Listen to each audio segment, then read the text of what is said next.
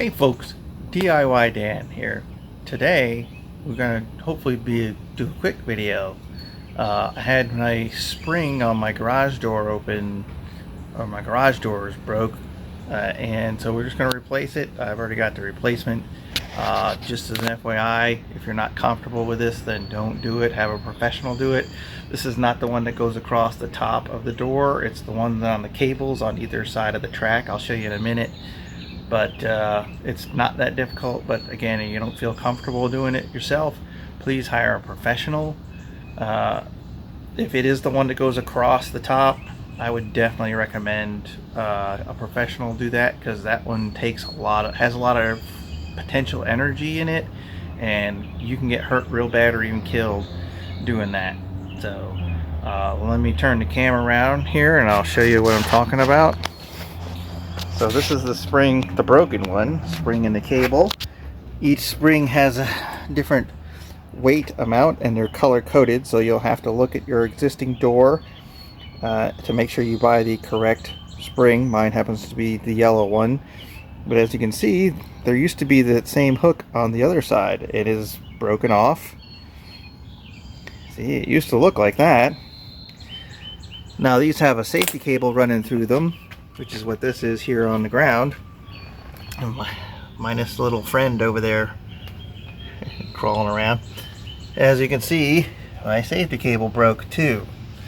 So, but it did its job, because this is actually the garage door where my car is parked.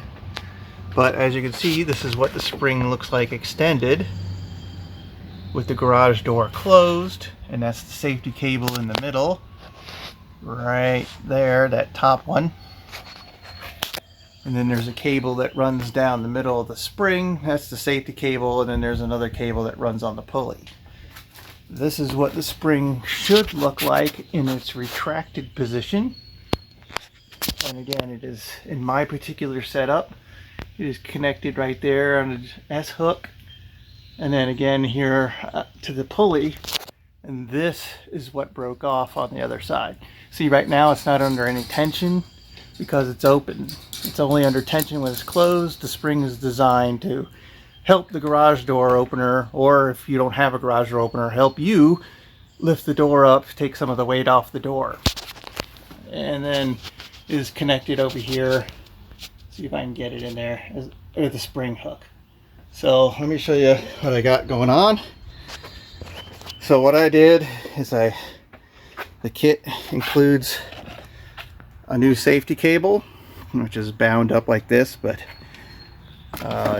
so I've already rehung that safety cable. It's just tied in the bolt right here, and then let me turn around. It comes down, and there's the new spring. See, it's all nice and bright and yellow. And I already hooked it onto the S hook over there. So the point at which I am is taking this cable and running it over. Mounted to the spring, which is over here. So the way we do that is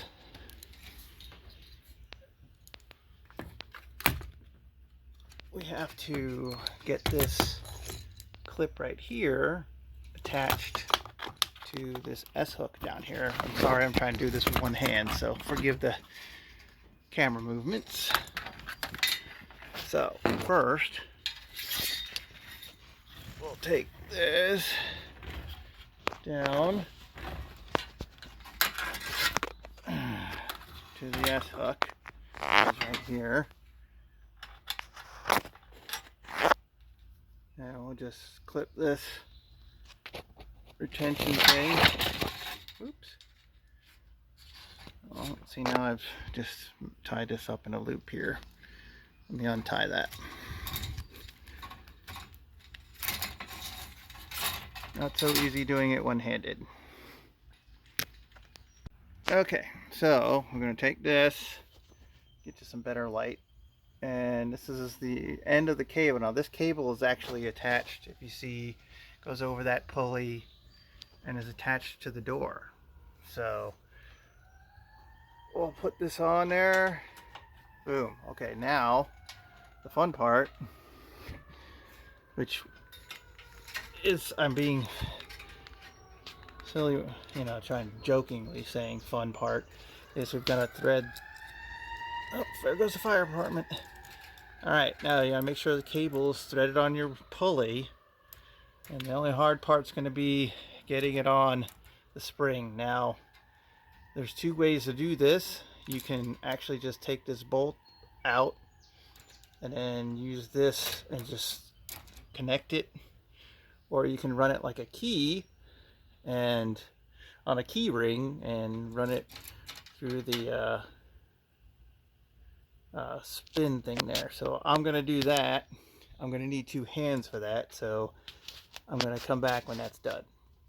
So what I ended up having to do is take the bolt out. So you want to make sure that your cable, let's see if I can get you,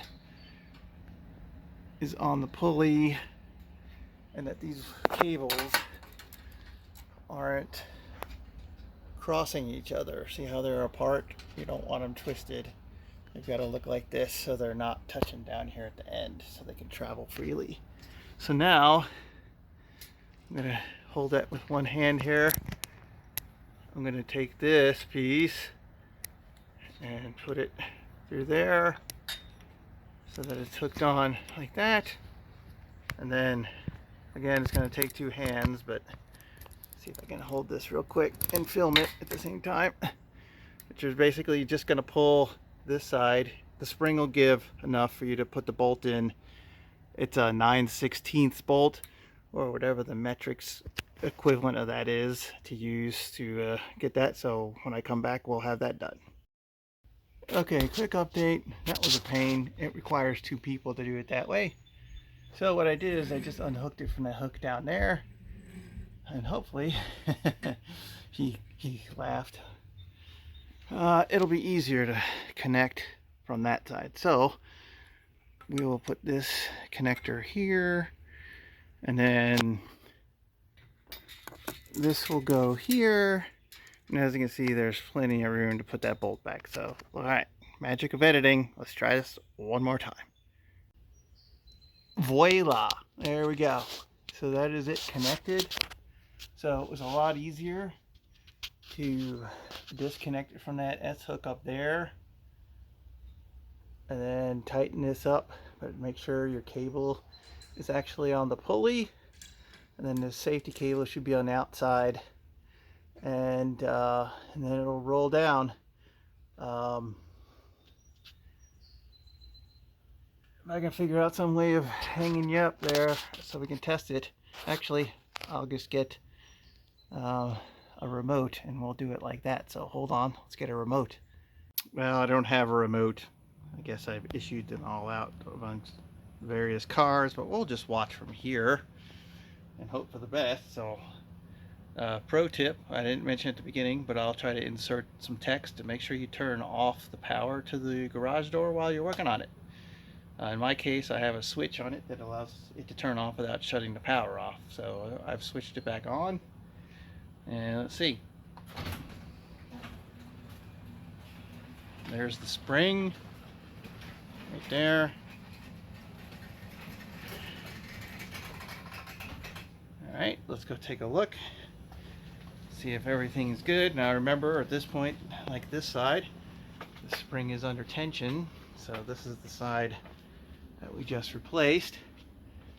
So you just want to make sure all the cables are working good, which they are. The safety cable's in the middle of the spring, which it is, and that it's connected to the S hook, which it is, as is the safety cable, as you can see. And then the S hook's connected on the other side, so it looks good. I'm gonna come around this side real quick. So the cable is running along the side, that's fine. Matter of fact, once we open it back up, I might move that safety cable to the top side of the nut instead of the bottom, but that's just the heck of it. But everything else looks good, so we're good to go. Now I guess you could move it so that that cable goes underneath there, which wouldn't be too difficult. Is you just open the door back up and then just take this off the S hook and then bring it around, and that'll put it back on. So let's open it back up and see how that works. And that of course will again take all the tension off the spring. Just as a note, there are no sponsors in this video. It's completely unsponsored. So if you see stuff with brand names on them, it's just by pure coincidence, not because they are sponsors.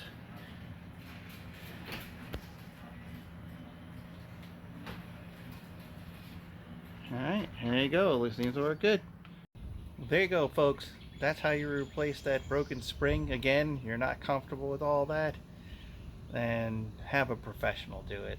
Usually they'll come out and tune up your door anyway. You should have that done annually or more often if you use your doors a lot, unless you want to do that yourself. But I usually just have the manufacturer. In my case it's a overhead door, but again, not a sponsor. So if you want to have them come out and do it, that's perfect. Otherwise, that spring thing's pretty easy. And the spring sets themselves, I think like all the major box stores, the home improvement stores sell those. You can find them online. Like I said, the biggest important thing is making sure you get the right kind of spring. If your springs don't have the color coding on it, they suggest you actually put a scale up underneath your door, disconnect the garage door opener if you have a garage door opener, and just let the door sit on the scale, and then get something close to whatever weight you get. Having a spring that's too heavy isn't good, and getting one that's not heavy enough isn't good either. So you gotta get as close to whatever that weight is. So if it's 18 pounds, get a 20-pound spring. If it's 26 pounds, you know, get a 30-pound spring. Don't get a 20-pound spring, you know, that kind of thing.